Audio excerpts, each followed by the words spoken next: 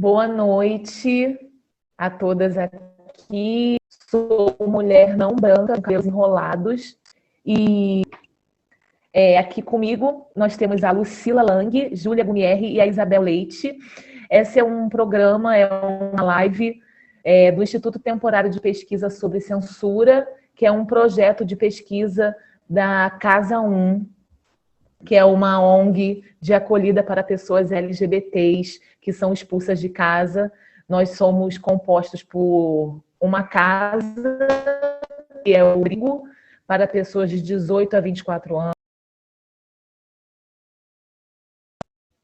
Desculpa, gente, estou tossindo um pouco porque já começou o inverno, né, em São Paulo. E junto nós temos também a Clínica Social, que é um espaço de atendimento clínico, psicossocial, não só para os moradores da casa, mas também para toda a população da Bela Vista, do bairro do Bexiga, onde nós estamos inseridos. E temos também o Galpão Cultural, que é onde temos o Instituto Temporário, onde acontecem outras articulações de educação, de arte e as programações da Casa 1. Então, vamos lá, né? Vou deixar vocês se apresentarem. Quem quiser começar, falar um pouco de si, falar um pouco do seu trabalho, onde está atuando, ok? Pelo meu quadro aqui, ó, de pessoas, do meu lado está a Júlia. Então, pode começar? Pode ser você, Júlia? Ótimo. Então, ótimo. Bem, na sua apresentação, Vanessa, cortou um pouquinho o áudio, então eu não vi muito bem como faz a descrição, mas eu vou fazer como eu acho aqui.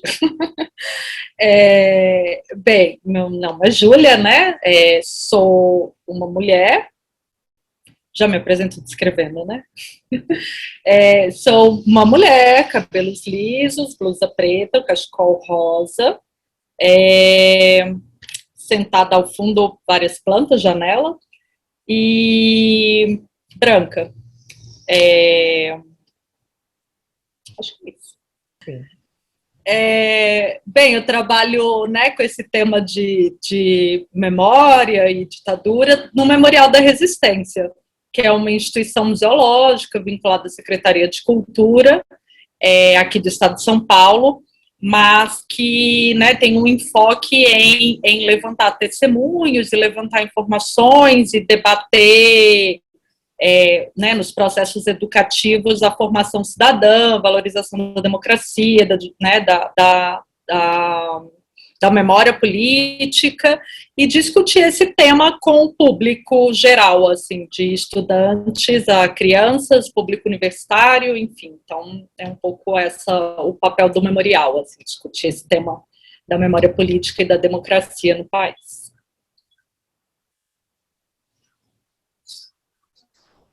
Obrigada. Quem agora? Isabel?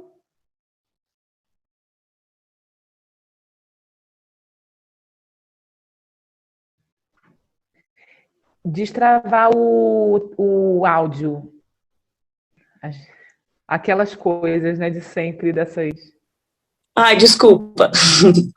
Boa noite. Bom, muito obrigada pelo convite. É um prazer estar aqui falando sobre esse tema que me é muito caro. Meu nome é Isabel Leite.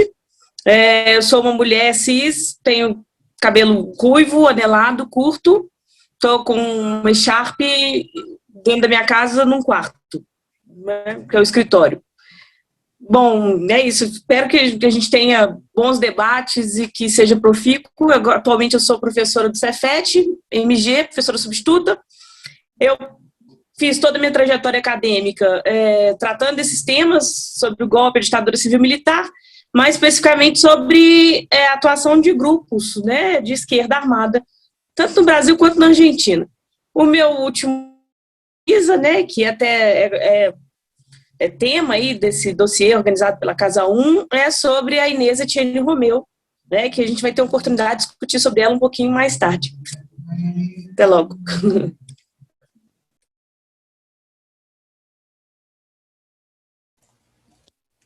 Bom, eu sou a Lucila, eu também sou uma mulher, né, cis branca, de cabelo curto enrolado, né, visto uma camisa azul e um óculos redondinho, e atrás de mim tem uma estante com alguns livros e também algumas plantinhas.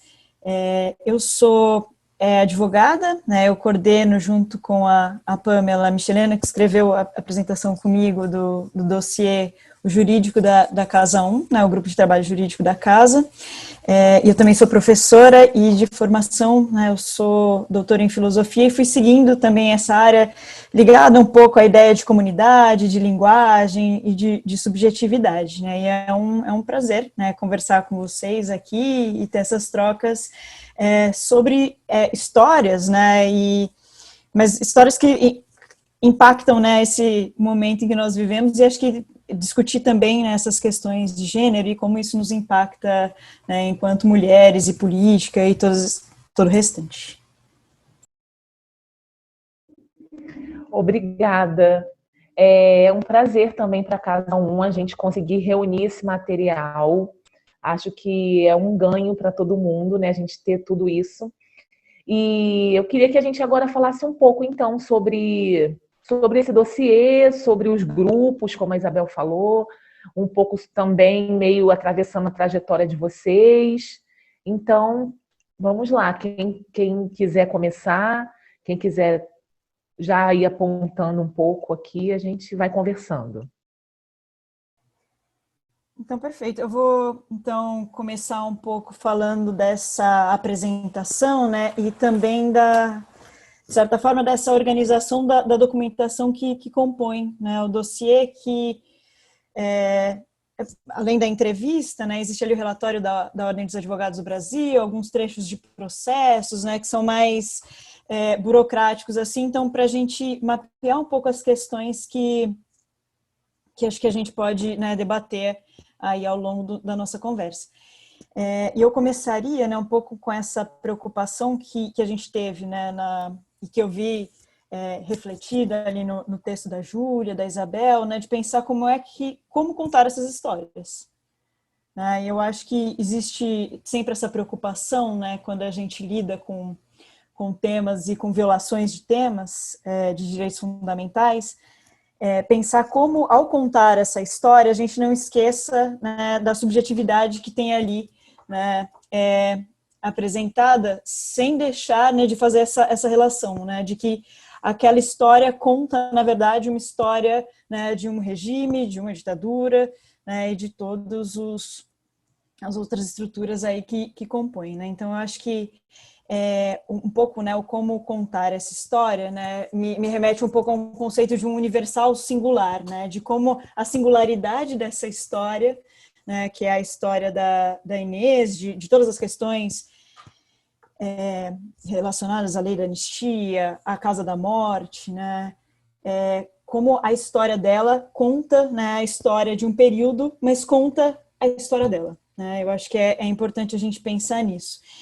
E um dos primeiros pontos ali que eu acho que é importante a gente levantar, né, é a própria questão da Casa da Morte, né, do significado desse lugar e dessa tentativa que a gente tem, né, ainda hoje de transformar esse lugar, né, como um lugar de memória público, né, porque eu acho que uma das coisas que é muito presente ali, eu acho que a Isabel e a Júlia vão trazer de uma forma muito melhor e mais detalhada, é a gente pensar que esse local, né, pertence há muito tempo por particulares, né? Ela é uma propriedade privada, né? Eu acho que aí remete um pouco, né, às questões e às diferenças que a gente teve ali em relação ao DOPS, né, que são essa afirmação de uma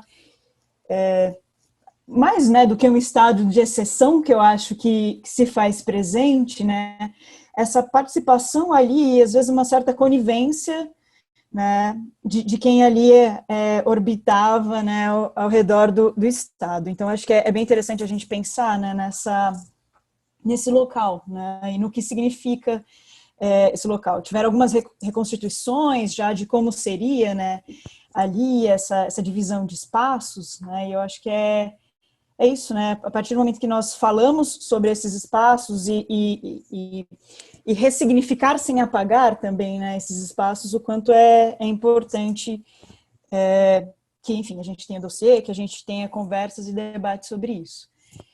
E um segundo aspecto que eu levantaria ali, né, em relação ao caso da Inês e dessa apresentação, são as questões de gênero, né?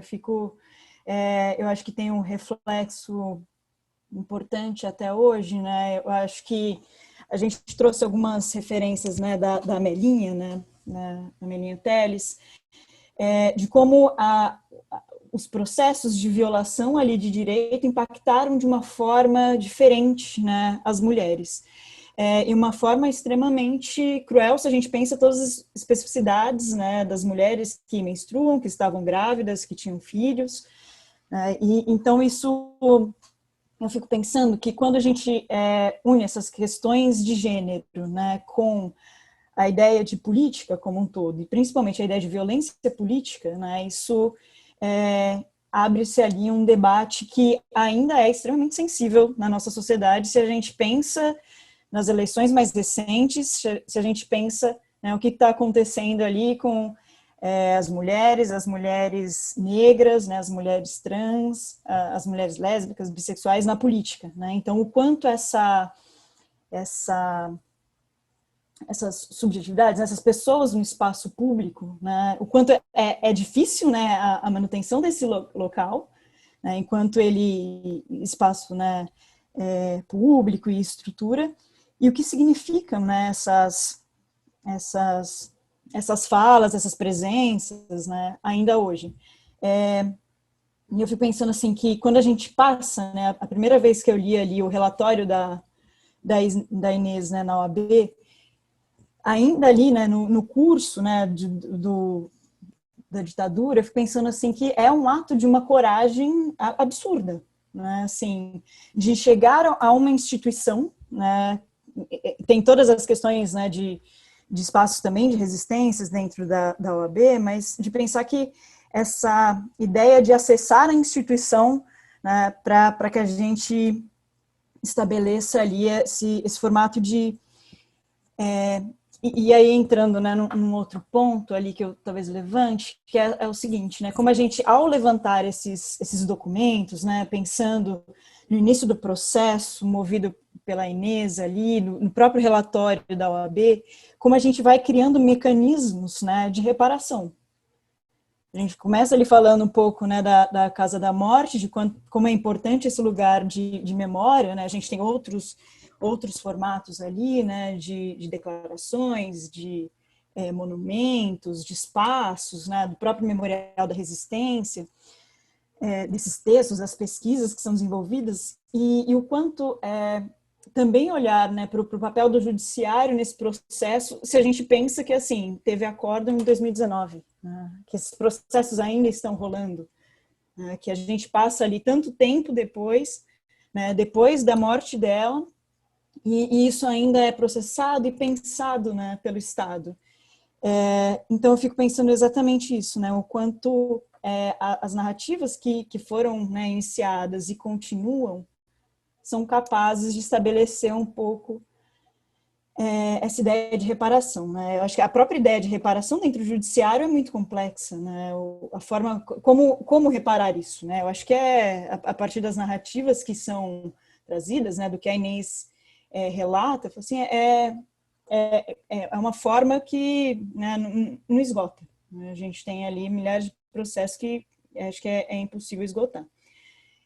Mas pensando, então, nessa organização dos documentos, né, a gente achou muito importante, né, primeiro, trazer a própria entrevista, né, da Inês, porque eu acho que é bem interessante ali as frases dela, né, e a clareza de alguns processos que ela traz, né, e que ela sofreu. Então, tanto dentro a entrevista dela, quanto o relatório dela, né, que frente ali a OAB que deu início a isso. E depois de trazer um pouco, né, não só a forma de reparação, mas entender que tinha uma atitude que a gente pode observar, né, em outros processos ali referente ao período, né, outros processos, eu digo, processos judiciais mesmo, né, que buscam e têm a intenção de uma declaração, né, e o quanto esse espaço de uma declaração do próprio Estado a exemplo de reconhecimentos, né, de violência constando ali na causa-morte das certidões de óbito, né, em alguns casos de desaparecidos, o quanto esse espaço de declaração do próprio Estado também é importante, né, que a gente tem ali institucionalmente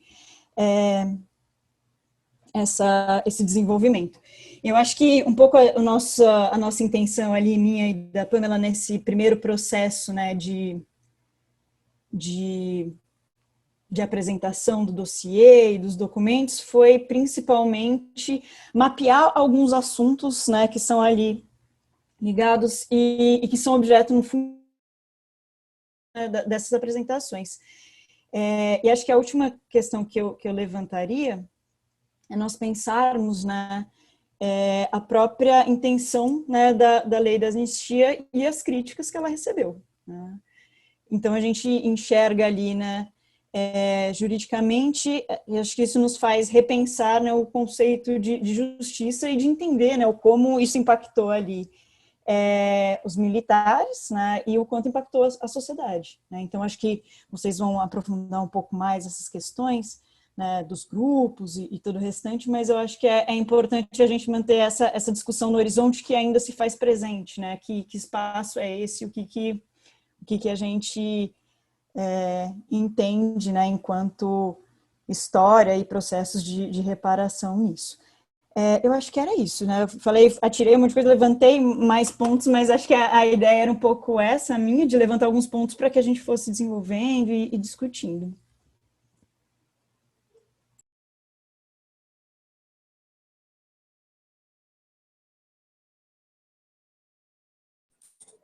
Então, boa noite de novo, né? Bom, eu vou falar um pouquinho sobre minha trajetória e minhas pesquisas, assim, e para desembocar nesse texto final da Inês, e também fazer algumas considerações sobre justiça de transição e sobre até como essas nossas esquerdas, elas fazem uma leitura desse passado, né? Que daí eu também vou perpassar um pouco no meu projeto de doutorado. Meu doutorado ele foi sobre o debate público da luta armada na Argentina, né? Porque uma coisa me incomodou muito quando eu terminei o mestrado, vou retomar, vou fazer por... né? Eu fiz minha graduação na UFOP, e aí desde a UFOP eu tive uma iniciação científica que eu estudei um grupo aqui de Belo Horizonte que se chamava Comando de Libertação Nacional, né, que é o COLINA.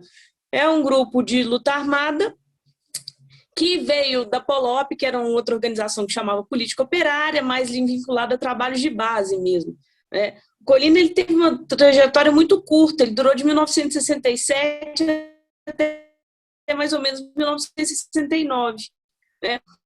E nesse trabalho, né, eu dei um mês na FMG, continuei com essa pesquisa, e aí eu tive contato pela primeira vez com essa história da Inês, né? E eu me lembro que duas histórias me chamaram muita atenção, isso eu coloquei até na dissertação, né, à época me chamaram a atenção, que foi a história da Inês e foi a história da Carmela Pezzuti. A Carmela Pezzuti, ela é um ponto fora da curva, tal qual a Inês, porque a Carmela, ela começou a militar com mais de 40 anos de idade, né, o que é uma coisa muito rara nesse período, né? Essas organizações de esquerda, né, tem nova esquerda, porque ela é comunista, que até então era a maior referência de luta da esquerda. Então, ao longo dos anos 60, uma série de organizações por essa juventude, né?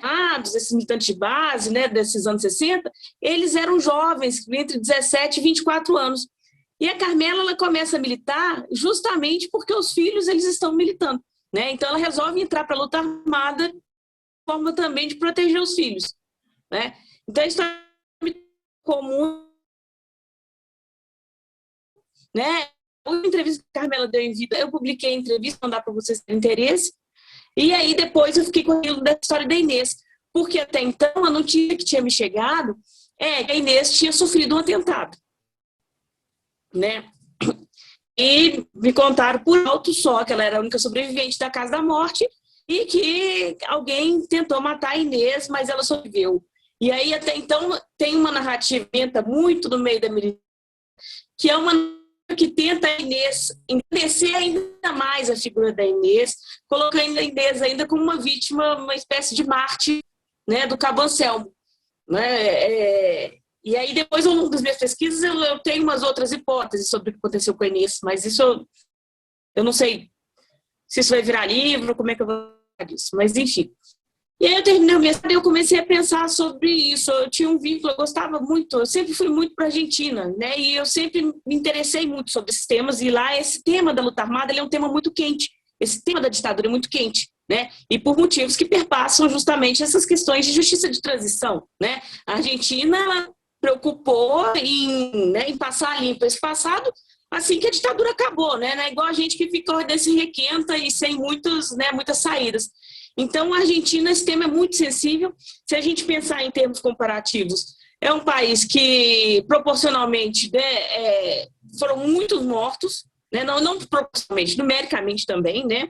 Se a gente pensar no caso da Argentina, 30 mil pessoas mortas, desaparecidas, num país daquele tamanho, né, acontece um fato de que quase todo mundo ali conhece alguém que foi desaparecido, né, ou que passou pela mão da repressão, né?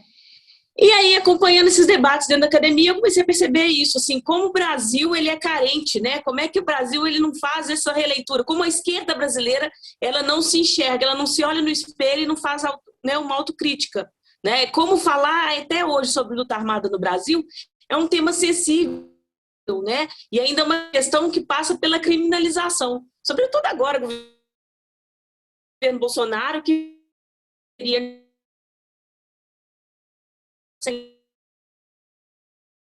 sentido, né? Mas a gente também é interessante, esse debate sobre a luta armada acontecia em revistas que eram vendidas na banca, né? Em programas de TV. Então, você tinha um debate muito mais amplo, né? E por meio também de jornais, né? No exílio.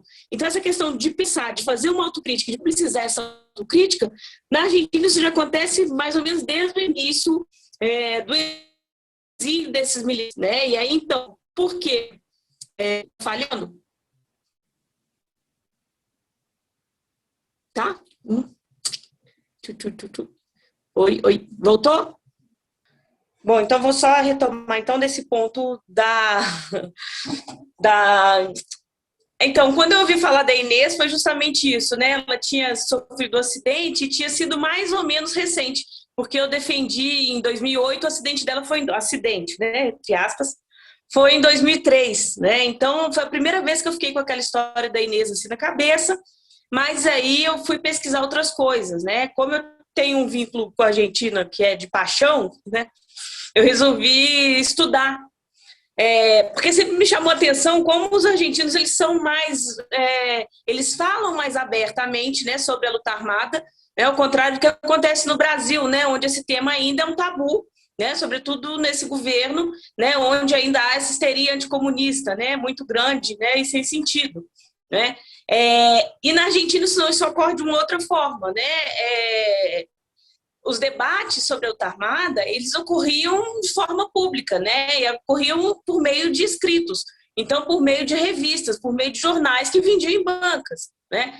Você tem até recentemente histórias em quadrinhos para crianças, para contar a história de alguns guerrilheiros para essas crianças. Então, eles levam esse tema é mais bem resolvido, mas passa por essa questão de ter passado esse passado da limpo, né? E aí a gente pensa isso, que falta faz uma justiça de transição bem feita, né? Porque a Argentina ela vai passar limpo esse passado logo quando acaba a ditadura, né? Não passa como a gente, né, que tem esse processo, né, que a gente chama de transição por transação, né, e que passa por esse pacto de anistia que acabou deixando todo mundo atado, né? Assim, que deixa mesmo esse passado como uma coisa ainda mal resolvida, né? E aí eu pesquisei Argentina, achei tudo isso assim interessante, e aí depois eu pensei no pós-doutorado, eu falei assim, eu vou voltar na Inês.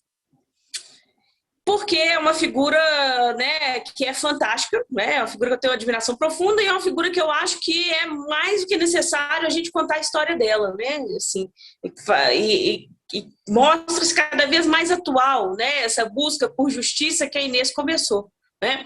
Então, vou fazer um retrospecto da vida da Inês muito breve, né? A Inês, ela começa a militar em Minas Gerais, né? Nesse grupo que eu estudei no mestrado, no Colina. Ela começa pela Polop, ela vai para Colina, né? A Inês, ela tem algumas atitudes ainda progressistas, né?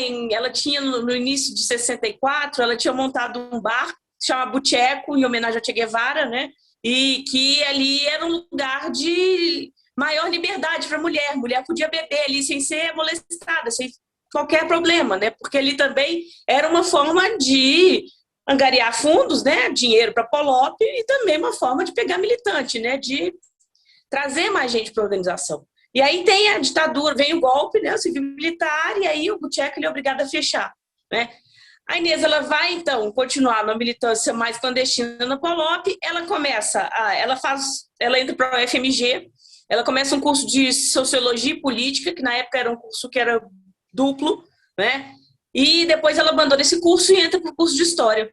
No entanto, nessa dinâmica da clandestinidade, em 69, quando o Colina acaba, ela é obrigada a trancar o curso e assumir no mundo. E aí ela vai para o Rio de Janeiro, ela vai militar na VAR Palmares, né, durante um período curto, e depois, quando acontece um episódio chamado do Racha do Sete, né, onde boa parte da liderança da VAR Palmares resolve sair da organização e fundar outra, né, ela vai com esse sete, né, ela vai acompanhar o Lamarca, né, vai acompanhar o Herbert Daniel.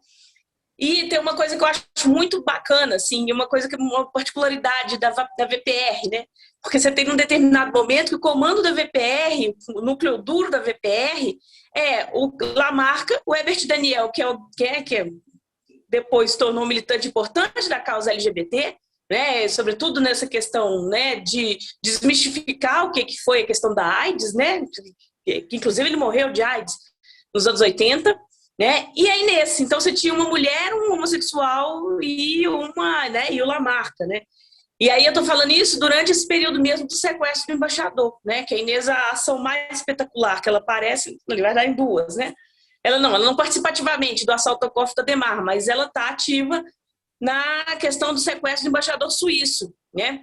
É interessante a gente lembrar que o embaixador suíço foi o último sequestro, ou penúltimo, desculpa, agora não lembro se é o último ou penúltimo.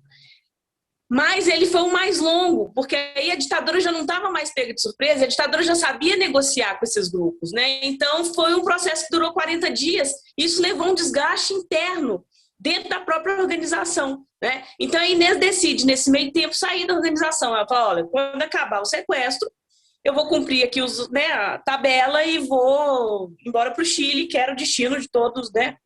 Os revolucionários, né, boa parte dos revolucionários brasileiros, né? Então o Chile estava passando por aquele processo mesmo, né, de transição para o socialismo. E aí, né, com o Bernallende, né, e aí a Inês, nisso que ela vai cumprir, né, e aí acontece essa captura da Inês, esse sequestro da Inês, e aí começa esse calvário, né?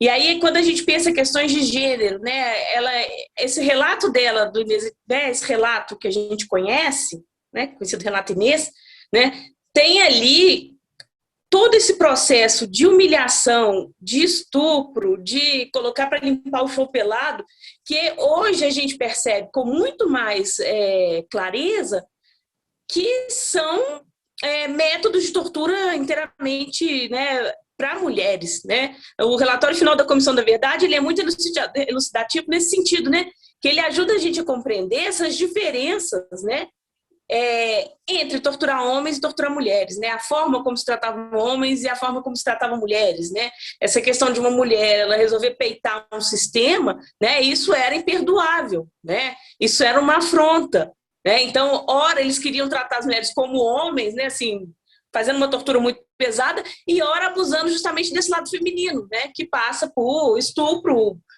tortura de filho, tortura de companheiro na frente. Então, a gente consegue perceber essas nuances nesse relatório da Inês, né? E aí ela fica 5 meses nessa clandestinidade, nessa prisão clandestina.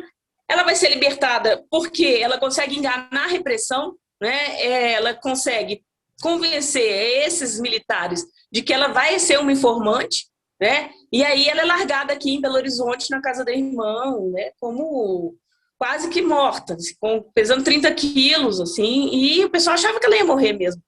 E ela sobreviveu, né? E aí o que eu conto lá no artigo é esse processo da escrita do relatório, né? Que eu acho um processo bastante interessante e muito perspicaz por parte do advogado dela, né? Que é o Augusto Sequinde, né? Porque à medida que ela passa a ser diuturnamente incomodada e ameaçada por esses militares que entravam nesses centros de saúde, nesses centros psiquiátricos para ameaçar, né?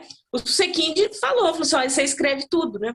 E a Inês tem uma característica muito, né, muito peculiar da Inês, que é essa questão da memória, né? Assim, de ter uma memória muito boa, assim, de uma pessoa que consegue descrever situações, descrever pessoas com minúcia, de guardar o número de telefone da casa, né? Porque, não sei se vocês sabem, né? Porque descobre a casa da morte, porque ela passa o número de telefone da casa que ela escutou quando estava voltando, né, a consciência depois de uma sessão de tortura, né? E há um aspecto dessa minha pesquisa da Inês que eu acho assim sensacional, né, e que também está relacionado a essas questões de memória, mas não só a memória da Inês, mas como uma memória coletiva mesmo, né, com uma memória sobre a ditadura, né, sobre a reconstrução desse período, que é o arquivo pessoal da Inês.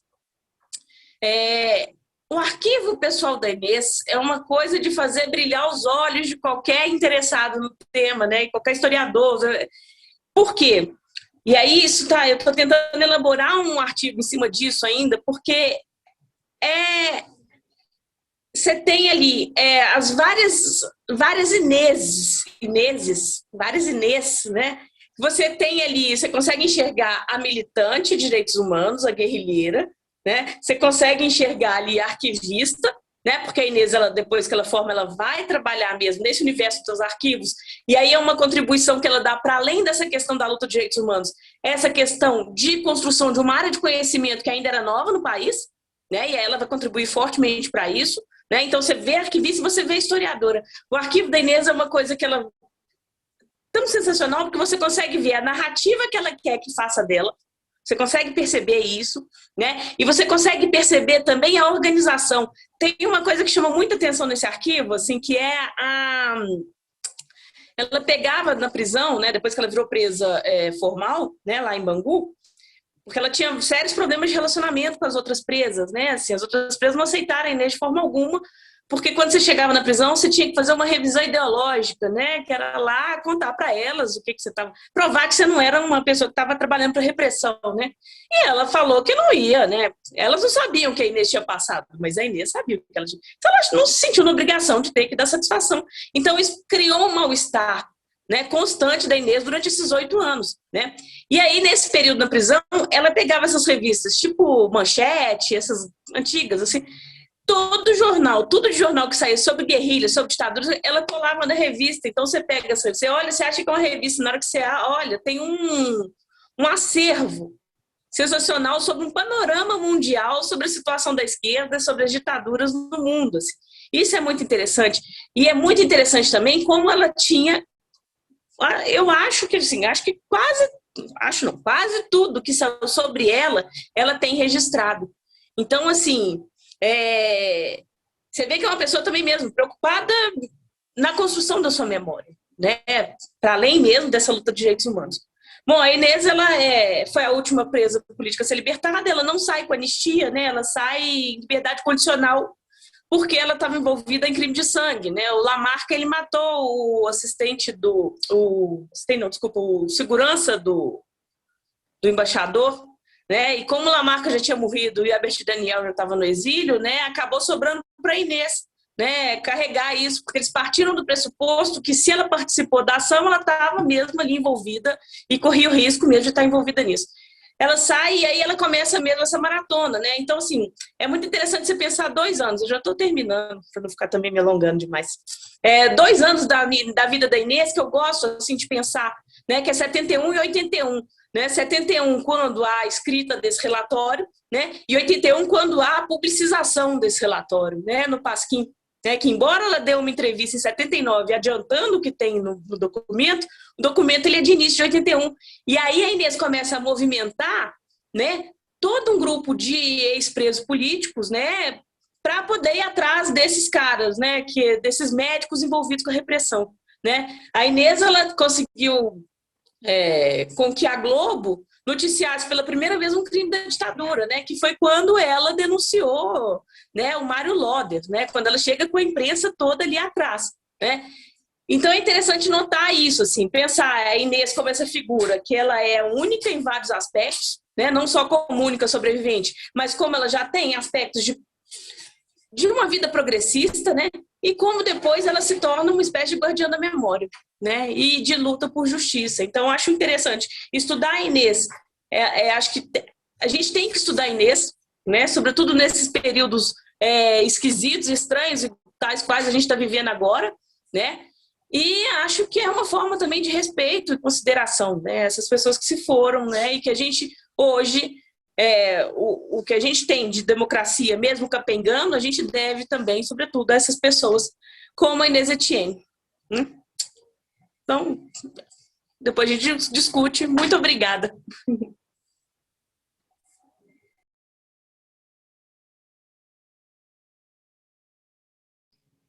Bem, então,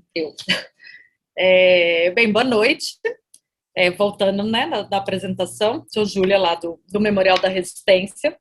E aí a minha fala aqui nessa conversa, acho que tem um pouco a ver com esse levantamento como um todo, né, dessas outras memórias, no sentido não outras de oposição, mas outras que foram um pouco de vazios narrativos, assim, nesse momento de elaboração da memória política, sei lá, nesses áureos anos 2000 e pouco. Então, assim, falando do ponto de vista e do lugar do memorial, né, da instituição, assim, eu, enquanto pesquisadora, e aí falando, né, não na minha vinculação né, de emprego, assim, mas sou pesquisadora formada pela UFMG, e fiz o mestrado na USP sobre políticas de memória, assim, tendo como destaque o processo de implantação do PNDH, né, o último, que vai exatamente levantar essa questão do direito à memória e à verdade como um direito humano fundamental, né? Enfim, faço um pouco essa discussão de como foi o processo de constituição desse eixo, assim, o que se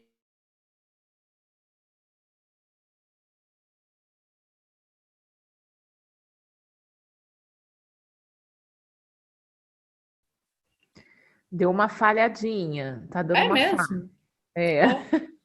Agora voltou. Voltou? Tá. Mas, então, assim, minha conexão está instável, diz ela aqui. Bem, vou começar da onde eu parei aqui. Então, falando desse lugar do memorial, assim, não sei se todo mundo conhece, mas ele nasce muito nesse lugar de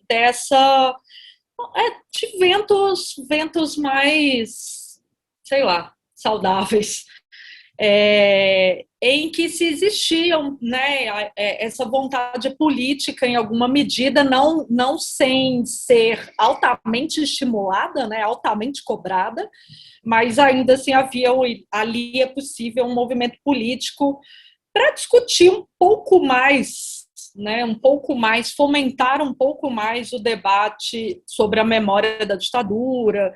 Então, a gente está falando aí do final dos anos, né, nos anos 2000, assim, e muito caminhando para o final dos anos 2000. Então, não é que é isso, a gente não caminhou num sentido pleno dessa justiça de transição que a Isabel mencionou, mas ali naquele momento eram ventos mais favoráveis, assim, desse debate como um todo.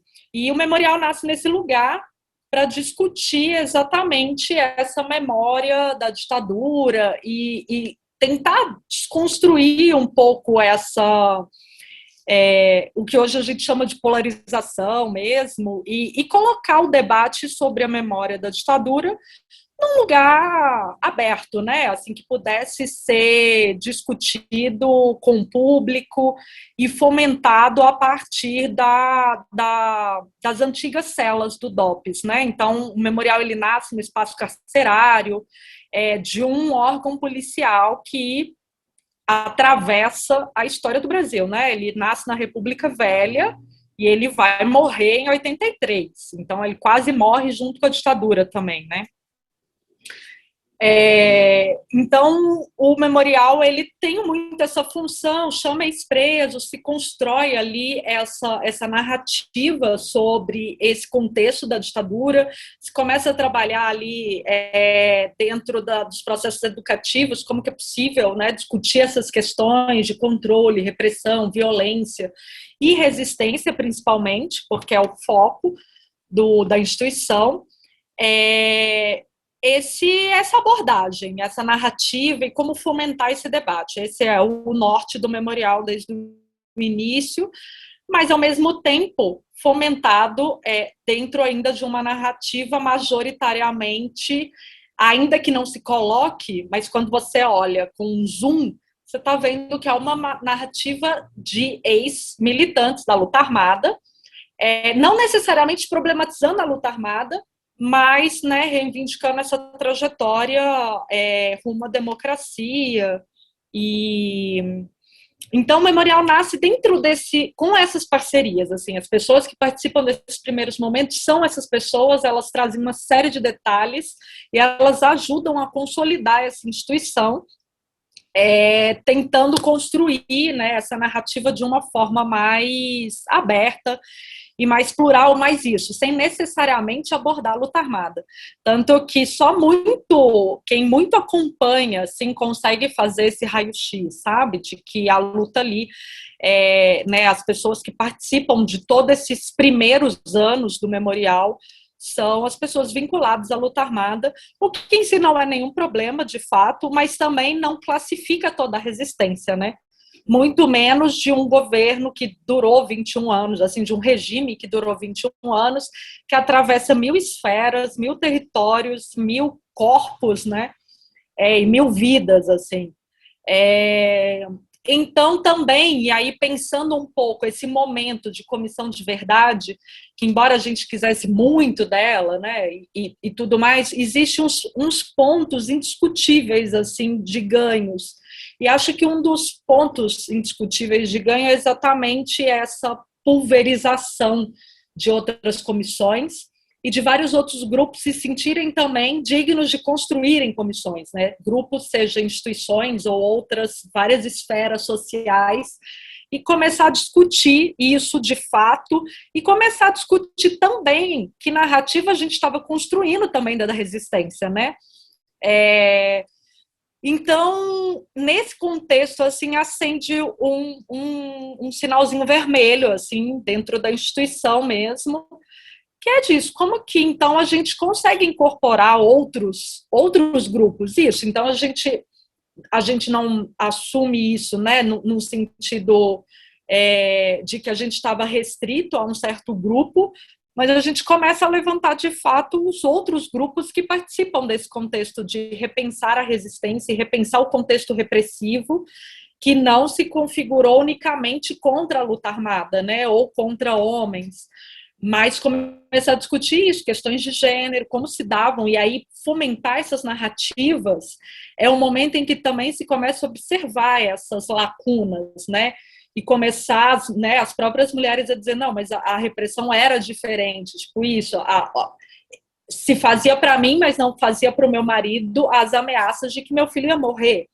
Então, existia uma mentalidade de que a mulher é responsável pelos filhos e o homem é esse homem conscientemente político e que, né, precisa ser combatido e executado em muitas medidas mesmo, mas a mulher, né, tem essa função meio difusa de que ela nem deveria estar participando, mas ao mesmo tempo ela está, e isso que a Isabel comentou, às vezes uma repressão muito mais violenta porque ela é uma mulher política e também muito mais... Vai soar estranho o que eu quero dizer, mas num lugar do sensível, assim, que é essa apelação à desconstrução da figura da mulher, né? No corpo, na sexualidade, na família, nas relações. Então, isso foi um start importante. A gente começou a fazer uma série de ações para escutar, porque a gente tem um programa de coleta de testemunhos, que exatamente nos ajuda a construir essa rede de memórias, assim, narrativas diversas, sobre perspectivas diversas, e aí a gente se atentou de que a gente também precisava de atores diversos, de territórios diversos, né? pensar a periferia, pensar o corpo negro também, né, que não entra nessa ditadura, obviamente entra na ditadura, mas o corpo negro é tão cotidianamente violentado que não é necessário pensar um crime político para o corpo negro, né? Isso foi uma coisa que eu fui aprendendo assim, com essas escutas. Uma vez a gente fez uma entrevista com um dos fundadores do MNU, e, enfim, ele estava contando ali a história dele e ele estava, né, narrando como em várias vezes armaram para ele uma possível queda dele, né, na estrutura do MNU, mas não pela fundação do MNU ou pelo ativismo dele na desconstrução da democracia racial e, enfim, levantar as questões negras, mas por tráfico de drogas. Queriam prender ele com droga. Então, mesmo ele sendo esse militante fundador de um grupo importante desse. Então, é isso. A gente começou a se atentar como a violência e a repressão atuavam realmente de muitas outras formas. E aí essa questão, né, de enxergar as próprias lacunas da instituição. Assim, então, hoje a gente tem um vasto acervo da memória, né, com várias pessoas que passaram por grupos diversos, seja de luta armada, seja de movimentos sociais, políticos, em várias regiões do estado de São Paulo, assim, mas, né, pessoas que passaram também por várias outras instituições repressivas, né, no caso, ou mesmo de grupos vários pelo país, assim, dos movimentos pela anistia, enfim. Mas a gente vê nessas lacunas e pensando no DOPS, para além de um governo, de um órgão que tem atuado na ditadura, um órgão que regula esse cotidiano também há muito tempo, né? E regula noções muito fundantes, assim, da nossa sociedade, né? Tipo, a questão do mundo do trabalho, do mundo ideológico, até do mundo nacional, né? Entre estrangeiro e nacional. Então, ele é um órgão regulador de grande alcance, assim. E passar a pensar também quem é o DOPS, não só a quem o DOPS, né, se interessa em perseguir, se interessa em eliminar, mas a gente começou a ver que era importante responder quem era o DOPS, enquanto um órgão, isso, assim, estruturante da vida policial, né, de repressão, de controle, de vigilância. E isso tudo para entrar também agora, mais recentemente, na própria questão indígena, que no estado de São Paulo é uma presença muito forte e muito anulada, né, muito invisibilizada, assim, apagada mesmo, e discutir essas questões de como se constrói uma sociedade indígena, sem a presença indígena, né, nos contextos pré-república e no início da própria república. Mas também pensar isso, a própria questão negra, de periferia, das pessoas que estão à margem dessas organizações, né, centrais, assim, desse debate que durante muito tempo o estudo sobre a memória da ditadura se pautou mesmo. E aí agora, mais recentemente ainda, que é um pouco o recorte do próprio artigo no dossiê, sobre a questão da resistência, né, do movimento LGBT, assim, que hoje se chama movimento LGBT, mas do movimento pelas diversidades sexuais, assim, como que esse movimento também se organiza ali politicamente, se passa a se entender como um corpo, né, digno de direitos e ativo politicamente, pronto para reivindicar direitos, mas à margem também dessa própria organização, né, as dissidências sexuais, digamos assim, os outros corpos sexuais que não estão se organizando nesse contexto do movimento LGBT, que é também majoritariamente gay e secundariamente lésbico, né? Mas, então, esse foi um ponto importante, assim, de reflexão da instituição, de autocrítica, de como a instituição também estava, como que ela podia, né, entrar nesse movimento de trazer essas narrativas, esses vazios da narrativa, assim, que tinham ficado. Então, acho que é esse o caminho, assim, pensar essas resistências, e hoje acho que mais, né, e aí já finalizando também, como é importante, num contexto hoje, tipo assim, pensar pluralmente a resistência. Ela precisa vir de todos os lugares, e todos os lugares compartilham em alguma medida esse mesmo passado, assim, não nas mesmas camadas, nas mesmas esferas, né, não da mesma forma, claro, porque inclusive é isso, tem gente que nem está mais vivo, ficou para trás mesmo, então não se dá tudo da mesma forma, mas essa violência que é transversal é de todos, né? Então, acho que nesse campo e no contexto hoje, discutir resistência precisa ser plural, porque senão a gente vai continuar alimentando essa violência transversal, né, que vem, e aí falando da instituição, tipo assim, que tem um grande exemplo, o DOPS, um órgão que nasce na República Velha e morre no início da República da Redemocratização.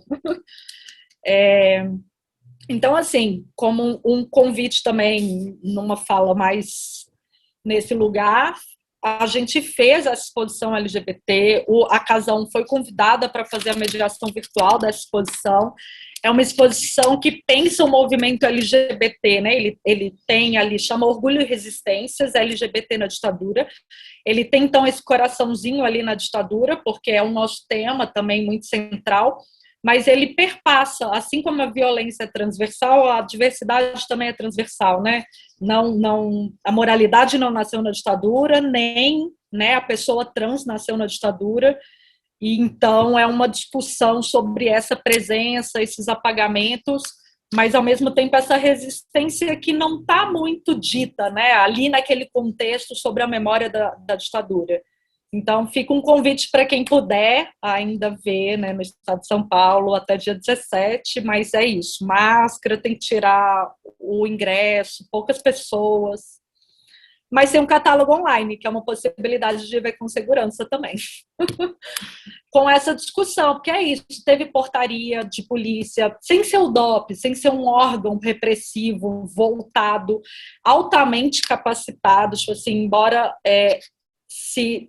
tenha muitos casos jocosos sobre a repressão, sobre a resistência, mas o DOPS era um órgão altamente qualificado, com um sistema de vigilância muito apurado, assim, porque é isso, quando você tem 80 anos para se aperfeiçoar, alguma coisa você faz, né? Então, assim, para além desses órgãos repressivos mesmo da ditadura, pensados para a ditadura ou fomentados, né, crescidos durante a ditadura, como delegacias muito cotidianas estão fazendo essa repressão. Assim, tem portarias autorizando prisão de trans. Qualquer pessoa trans podia ser presa para averiguação, sabe? Prisões em massa era um cotidiano da polícia, para prender preto, pobre, prostituta. Aí você leva 400, deixa ali um tempo preso, faz, né, seus subornos, suas negociatas e tudo mais, e depois vai soltando, no meio disso de 400 tem 1, 2, tem 5, sabe, que tem ficha policial, que tem alguma coisa, mas você não deixa de fotografar essas pessoas e vai montando ali microdossiês que não necessariamente vão chegar a uma operação ou, enfim, né, a uma ação forte de repressão, mas que vão fazer ações repressivas. Então, é importante discutir essa resistência no paralelo desse discurso que a gente vai fazendo também sobre a memória política, porque essa polícia continua aí, de fato. E ela continua nessas mesmas mentalidades. Então, a gente, enfim, é um convite um pouco para esse debate, de um modo geral.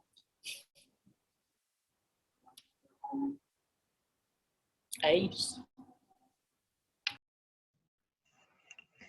É bem importante para a gente fazer esse diálogo com a exposição, porque eu acho que quando a gente, né, foi convidado para fazer esse diálogo com a exposição, a gente fica pensando, como a gente vai fazer, o que é importante dizer ou não, o que a gente fala para não ficar ali sublinhando o que também já está na exposição.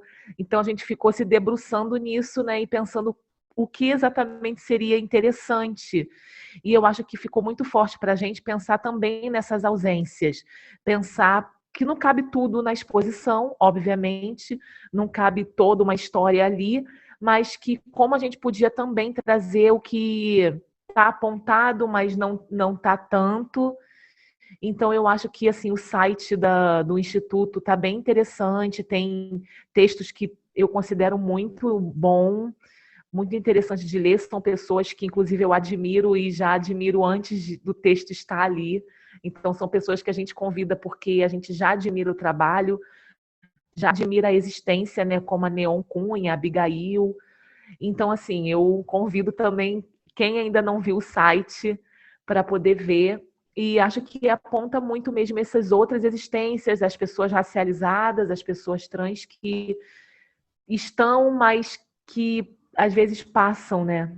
A gente deixa passar na história, até por não ver, até por não conviver, até por não estar mesmo no nosso alcance.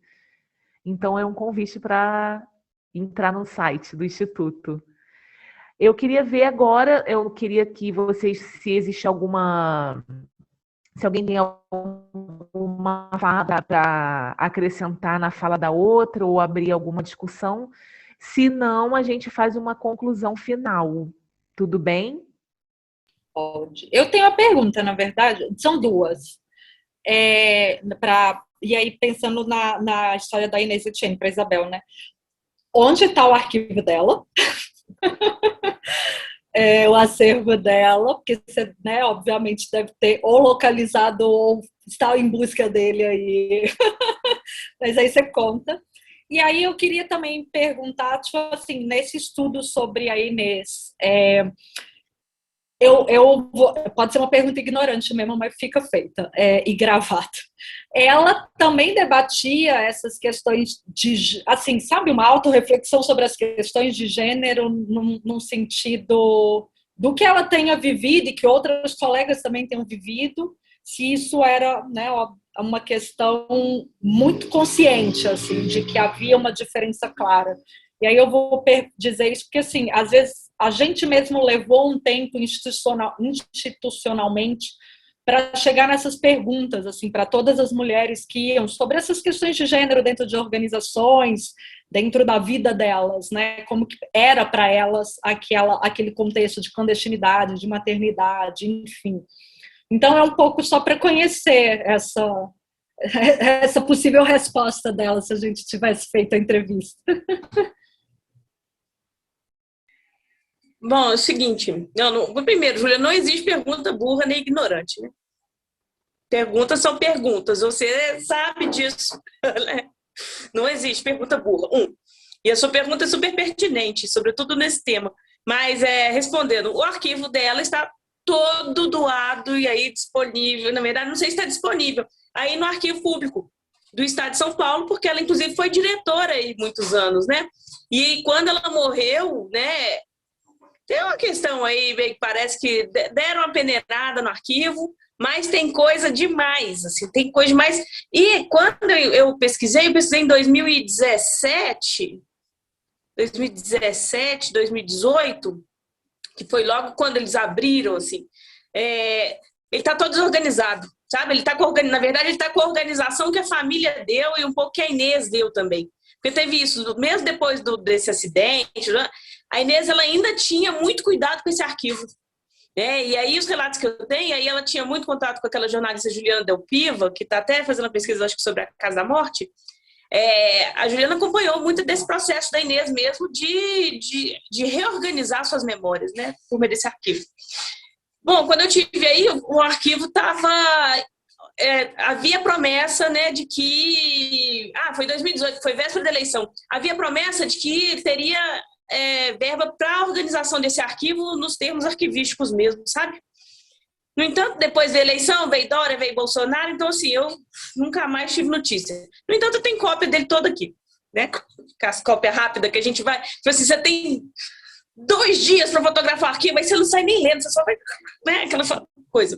Sobre questões de gênero. Bom, aí só ver se não saiu desfocado, né? O único objetivo é ver se saiu com foco. O único objetivo E é isso. Depois, às vezes, o cantinho tá desfocado, depois ele aquele negócio de trabalho de corno para poder ler, para poder transcrever, mas enfim. Ossos do ofício, né? Ossos deliciosos do ofício, assim. Então, uma coisa que eu gosto da história é arquivo físico, assim. E eu não tive muita dessa sorte, porque eu já peguei muito de arquivo digitalizado, né, ao longo de toda a minha trajetória. Então, assim, né, mas esses arquivos da Inês são ótimos. E arquivo pessoal é uma coisa que é deliciosa de você. A Inês guardou bilhetinhos, sabe? Porque a Talavera Bruce era prisão feminina, mas ela era antes prisão feminina para presas comuns.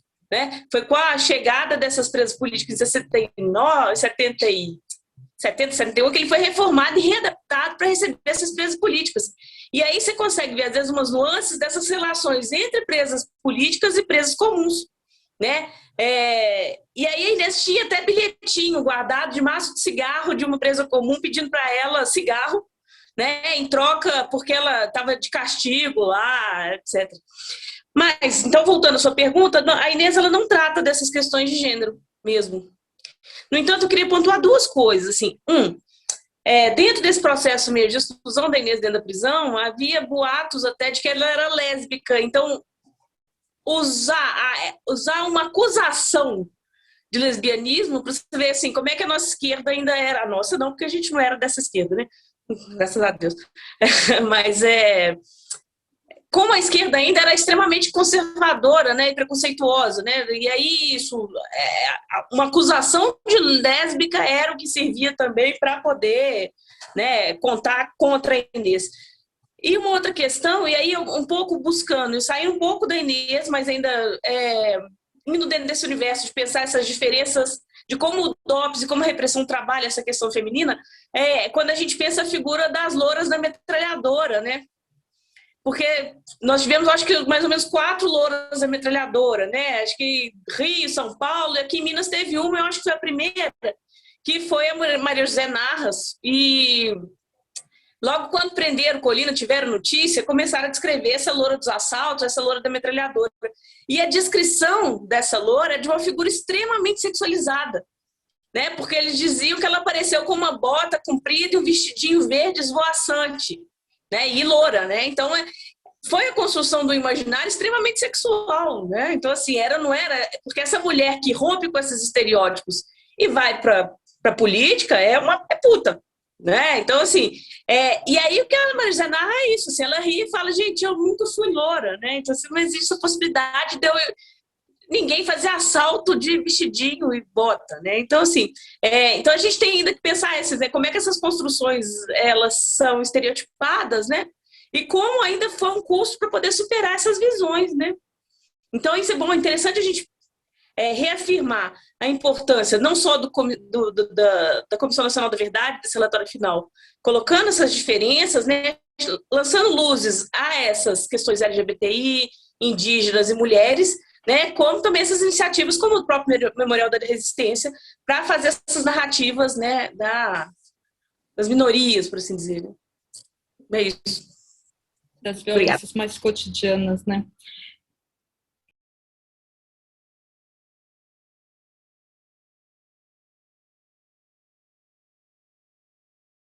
Eu estava pensando alguma coisa, mas fugiu.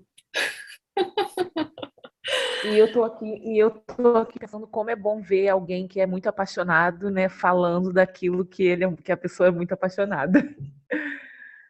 É ótimo. Lucila, você tem alguma questão? Não, eu ia só acrescentar algo à fala da Isabel. Eu também procurei ali no acervo, né, do Estado de São Paulo, e me surpreendeu, porque, embora não tenha nada, né, digitalizado ali, tem algo em torno de mais de 3.000 ocorrências, né, de documentos ali. Então, assim, é uma coisa absurda, né? Dar conta disso tudo realmente é muito material. E eu fiquei pensando bastante, Fernando, no que a Júlia trouxe, as reflexões e essa autocrítica ali, né, em relação ao DOPS, ao Memorial da Resistência, né? Eu fiquei pensando como a gente falar, né, da resistência pensada ali pluralmente, né? A gente pensar o que significou a Casa da Morte enquanto, entre outros lugares, um centro clandestino, né? O que significou ali ter o apoio de algumas pessoas da sociedade que mantinham, né, aquele espaço. Eu fico pensando assim, isso nos leva, né, à discussão do que é a violência, do que foi esse período, né, para um outro patamar, né, porque eu fui pensando assim, olha, o que a gente concebeu, né, a gente não, né, a gente, sei lá, a história da humanidade e o pensamento filosófico, né, enquanto estrutura, né, e arquitetura do poder, tudo isso passa a ser ressignificado, né, porque assim, esse lugar pode ser qualquer lugar, né, essa pessoa pode ser todas as pessoas, né, então, e o quanto falar, né, sobre isso, sobre esses espaços, assim, não sei, né? Não sei, eu nem consigo, não é necessário, né? Eu estou aqui sendo extremamente redundante, né? Mas isso nos leva, eu acho que para um outro tipo de discussão, né? E acho que é muito importante. Eu venho acompanhando também esse movimento, né, do memorial, de pensar, né? Repensar o significado da resistência, né? E acho que amarrando um pouco com a Isabel, né, falou assim, repensar a própria estrutura e autocrítica do que foi, do que é, né, a esquerda. Então era só isso. Eu fiquei pensando mil coisas enquanto vocês falavam e faço coro com a Vanessa, né? E é interessantíssimo ouvi-las falar. Aí da minha parte eu estou sempre disponível, eu adoro.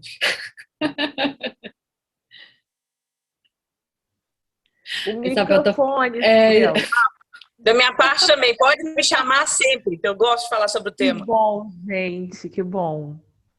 Sim. E eu vou querer sempre ser a pessoa que vou ficar aqui ouvindo e aprendendo com vocês. Sim.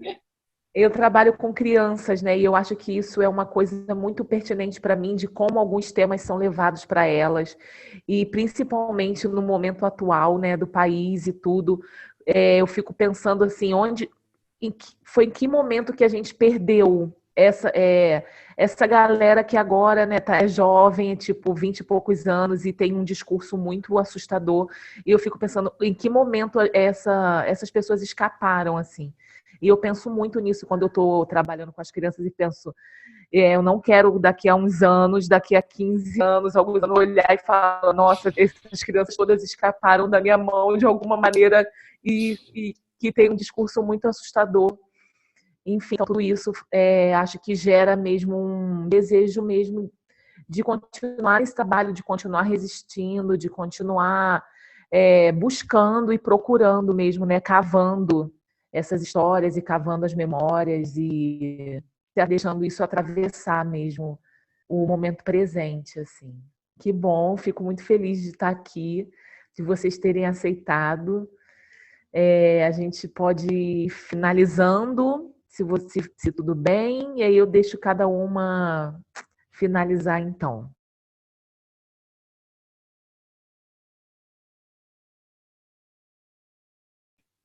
Bem, a Isabel estava falando com o mudo, então passei na frente dela.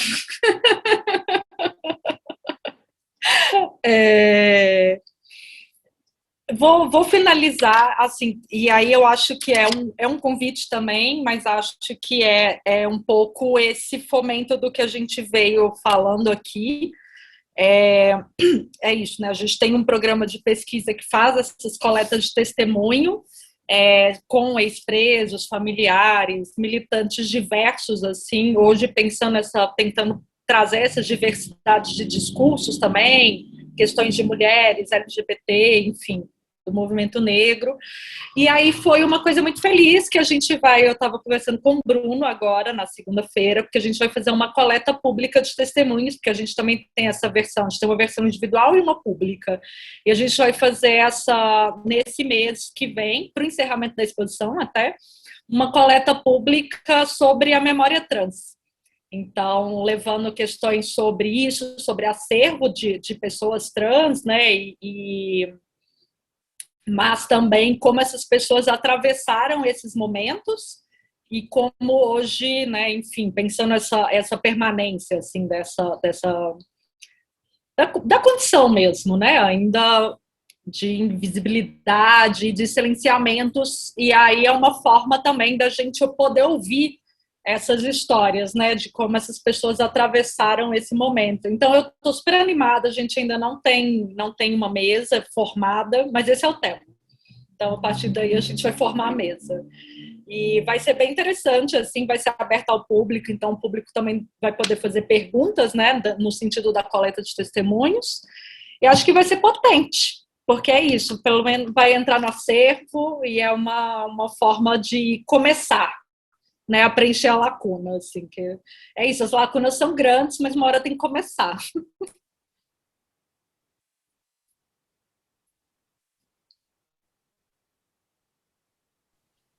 Bom, eu quero agradecer o convite mais uma vez e é isso, deixar uma mensagem aí para que busquem conhecimento, né? Vá lá visitar o Memorial da Anistia, né? Vamos pensar outras. O mundo mudou, né? E a gente tem que acompanhar muito essas mudanças, né? Então isso que a gente chama ainda erroneamente de minorias, né?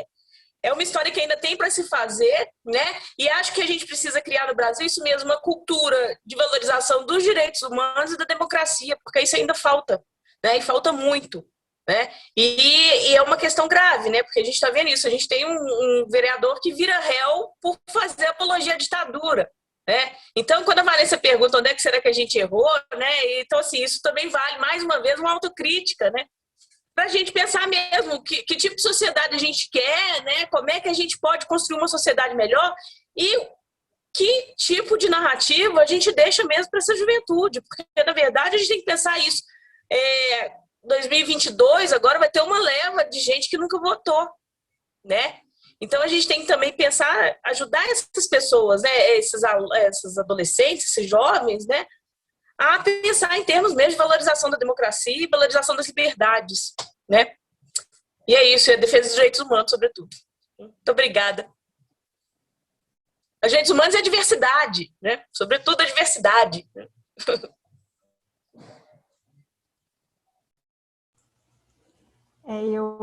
Eu fico, a Isabel agora trouxe algo, né? Eu trabalho não como crianças com a Vanessa, mas eu trabalho com adolescentes e sempre, justamente por dar filosofia para eles, eu sempre fico um pouco nessa necessidade de legitimar por que eu estou dando, né, a aula, afinal de contas, né? Por que essa disciplina é importante. E eu costumo conversar com eles, né? Enfim, sobre o DOPS, né? Sobre a ditadura aqui no Brasil, mas eu também fico pensando muito no Hospital Colina, né, de Barbacena, de como essas histórias ali trazem, né, e se repetem para a gente. E mesmo, né, nos eventos ali do nazismo, né, do nazifascismo, eu fico pensando assim, gente, por que a gente conta essas histórias, né? E aí eu costumo conversar com eles o seguinte, assim, para a gente entender conceitos e que esses modelos se repetem, né? E o que aconteceu ali, né? Estou agora na cabeça com o menino 23, pensando que isso volta, né? Vai e volta e de uma forma muito próxima, né? Então, o quanto a gente abrir esses espaços de reflexão, né, são extremamente necessários e importantes, né? Para ir, isso, né? Pegando aquele quebra-cabeça e recontando a história, né? De uma narrativa que não seja, né, única ali, mas que a gente crie possibilidades. E é isso, eu queria, enfim, agradecer também, né? Acho que a própria possibilidade do dossiê, né? E a conversa com vocês, né? Agradecer a Júlia, a Isabel, a Vanessa, acho que foi muito bom. Muito obrigada. Que bom, então. Obrigada, em nome da Casa 1, em nome do Instituto Temporário de Pesquisa sobre Censura. E a gente vai criando outras conexões. Não acaba por aqui, né? A gente continua nessas conexões, já tem a conexão com a Júlia agora dos depoimentos, e vamos procurando, e a gente também está aberto para vocês, o que vocês quiserem trazer, propor, tá? É só bater na nossa portinha. Boa noite para todo mundo que está assistindo a gente, e boa noite para vocês também. Boa noite, até.